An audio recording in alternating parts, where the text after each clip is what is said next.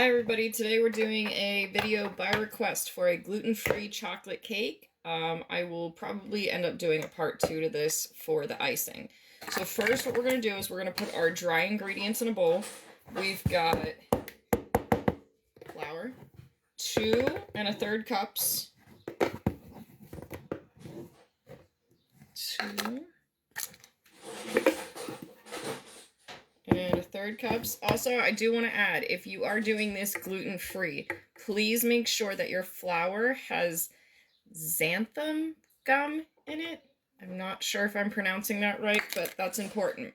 So now we've got our flour in. We're then going to hit this with 1 cup of cocoa powder, because it's going to be chocolate, obviously.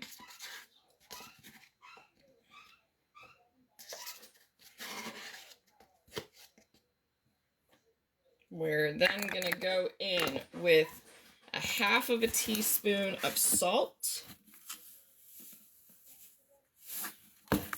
and 1/2 tablespoon of baking powder.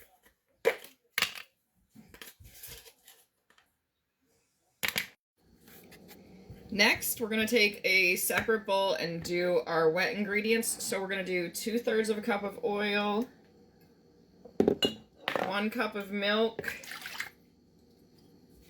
We're going to do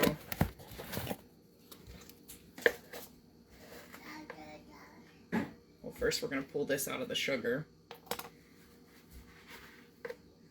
1 cup of sugar,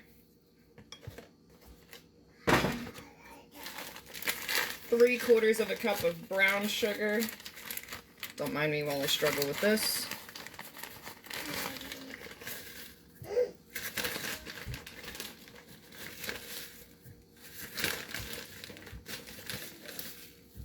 That looks good.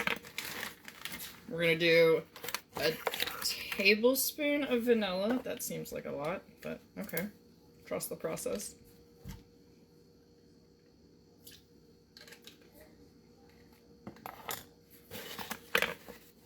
1 teaspoon of white vinegar.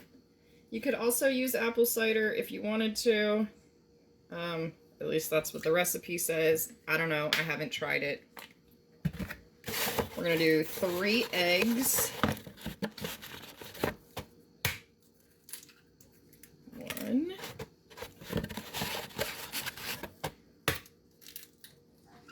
Whew, that was close. 2. 3.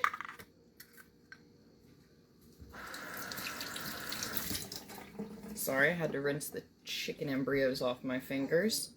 And then we're going to give this a mix. Okay, we're mixing. You got to make the mixing face. I make the face because I don't like the whisk. Alright, once those are mixed together, we're going to bring in, wherever it is, our dry ingredients. We're going to pour that in. Some more mixing. When you're done mixing everything together, it's going to kind of look like that. It doesn't look really great. Last step after our batter looks thick and kind of gross like that is to pour in either 1 cup of boiling water, or you can actually use 1 cup of coffee.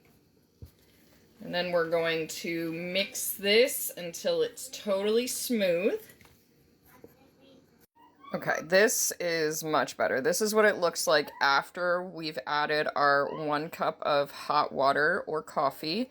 The batter is going to be a little runny. That's okay. So what we're going to do after this is transfer it.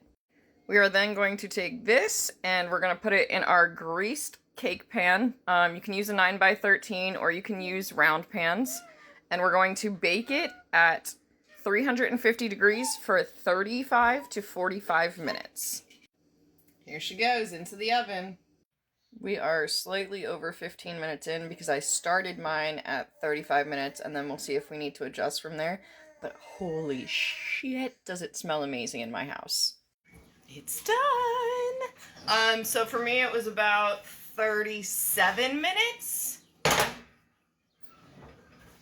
And we'll show you what it looks like. Here's the finished product. with obviously a fork hole in the middle so I could test to make sure it was done.